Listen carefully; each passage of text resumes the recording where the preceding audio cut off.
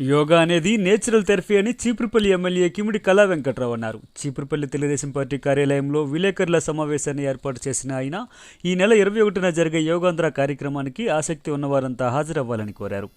ఏ English మెడిసిన్కి లేని గొప్పతనం యోగాకి ఉందని, యోగాలో ప్రతి వ్యాధిని ఆసనాల ద్వారా తగ్గించుకోవచ్చన్నారు.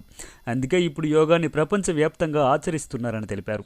యోగాకి ప్రపంచ దినోత్సవాల్లో ఒక రోజును కల్పించారంటే అది భారతదేశం యొక్క గొప్పతనం అని అన్నారు. ముఖ్యమంత్రి చంద్రబాబు నాయుడు ఆధ్వర్యంలో ఇది దేశంలోనే గుర్తుండిపోయే ఘట్టం అవుతుందని తెలిపారు. ఈ కార్యక్రమంలో చీపురుపల్లి మాజీ ఎంపీపీ రౌతు కామనాయుడు, మాజీ ఆర్సీఎస్ చైర్మన్ దన్నాన రామచంద్రుడు, గరివిడి మండల మాజీ ఎంపీపీ పైల బలరాం, మండల పార్టీ అధ్యక్షుడు సారిపాక సురేష్, గొర్ల మండల మాజీ ఎంపీపీ వెన్నె సన్యాసినాయుడు, మెరకముర్దం మండల మాజీ ఎంపీపీ తాడ్డి సన్యాసినాయుడు, తాడ్డి చందు తదితరులు పాల్గొన్నారు. యోగా ఆంధ్ర అనేటటువంటిది దీనికి చరిత్రలో ప్రత్యేకత ఉంటుంది. ప్రపంచ యోగా దినోత్సవం సందర్భంగా 21వ తేదీన మన భారత ప్రధానమంత్రి గారు శ్రీ నరేంద్ర మోడీ గారు మన రాష్ట్రానికి వస్తూ విశాఖపట్నాన్ని కేంద్రంగా మన ముఖ్యమంత్రి గారు డిసైడ్ చేశారు.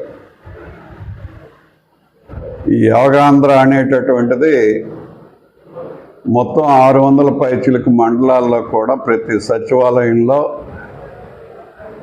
దీని కార్యక్రమాన్ని చేస్తారు. అట్లా 2 కోట్ల పైచిలకు టార్గెట్ పెట్టుకొని అందరూ ప్రాక్టీస్ చేస్తున్నారు. ఇదేంటంటే నేచర్ థెరపీ. ఇది మన హిందూ దేశంలో మనకు భగవంతుడు ఇచ్చినటువంటి ప్రకృతి పరంగా ఇచ్చినటువంటి వరం తరతరాలుగా కొన్ని వేలు లక్షల సంవత్సరాల నుంచి యోగా అనేటటువంటిది హిందువుల్లో మమేకమై ఉన్నటువంటి, ముఖ్యంగా భారతదేశంలో అన్ని జాతులు విభిన్న మతాలు అందరూ కూడా యోగాలో లాభం పొంది ఉన్నటువంటి వ్యక్తులే కాబట్టి భారతదేశంలో ఇది ప్రాక్టీస్, నేచర్ థెరపీ. ఇది ప్రకృతి ద్వారా వితౌట్ ఎనీ మెడిసిన్ చేసేటటువంటి కార్యక్రమం. అందువల్ల లాస్ట్ టైం ఎప్పుడో సూరత్లో చేశారు 1 కోటి పైచిలకు. ఇప్పుడు 2 కోట్ల దగ్గర కానీ 2 కోట్లు దాటిపోయే అవకాశం కూడా ఉంది. ముఖ్యంగా యూత్, మహిళలు కూడా దీనికోసం ప్రయారిటీగా తీసుకొని, అందుకే సచివాలయం, గ్రామ పంచాయతీ ఒక యూనిట్ కింద తీసుకొని గత 3 మాసాల నుంచి రాష్ట్ర ప్రభుత్వం, ముఖ్యమంత్రి గారు, అదేవిధంగా మన ప్రభుత్వం అన్ని ప్రాంతాల్లో అన్ని రకాలుగా కూడా అందరం ఇన్వాల్వ్ అయి దీన్ని ముందుకు తీసుకెళ్ళటానికి ప్రయత్నం చేశాం. ఇప్పుడు రిజిస్ట్రేషన్స్ చూస్తే 2 కోట్ల పైచిలకే దాటేటట్టుగా కనిపిస్తున్నాయి. మరి ఇవన్నీ కూడా ఆ రోజున ఎక్కడికక్కడే ప్రతి సచివాలయంలో కూడా ఈ ప్రాక్టీస్ని అవలంబించి మరి దాంట్లో ఉండేటటువంటి అన్నీ కూడా తీసుకున్నాక ఫైనల్గా మనకు ఒక కంక్లూజన్ వస్తుంది. భారతదేశంలోనే కాదు, ప్రపంచంలో ప్రత్యేకంగా చేసినటువంటి కార్యక్రమం, ఏ కార్యక్రమం కూడా ఇంతగా 2 కోట్ల మందితో జరిగినటువంటిది ప్రపంచంలో ఎక్కడా జరగలేదు. అది భారతదేశానికే తలమానికం. అదేవిధంగా ఆంధ్రప్రదేశ్ని నడిపిస్తుండేటటువంటి మన ముఖ్యమంత్రి గౌరవనీయులు చంద్రబాబు నాయుడు గారికి ఈ ప్రత్యేకత దక్కుతుంది.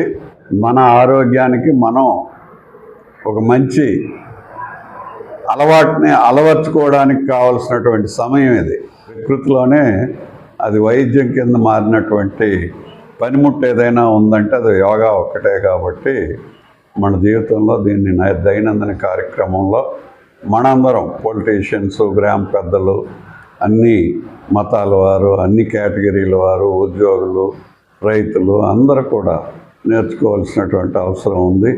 దీన్ని అలవాటు చేసుకోవాలి. ఇది తాతలు ముత్తాతలు ఎప్పటి నుంచో వేల సంవత్సరాల నుంచి మన జీవితాలతో భారతదేశంలో ముడిపడినటువంటి ప్రక్రియ. దీన్ని ఇప్పుడు ఇతర దేశాలు కూడా అలవాటు చేసుకుని, అందుకే దీన్ని ప్రపంచ దినోత్సవ కార్యక్రమాల్లో ఇదొక కార్యక్రమం కింద పెట్టారు.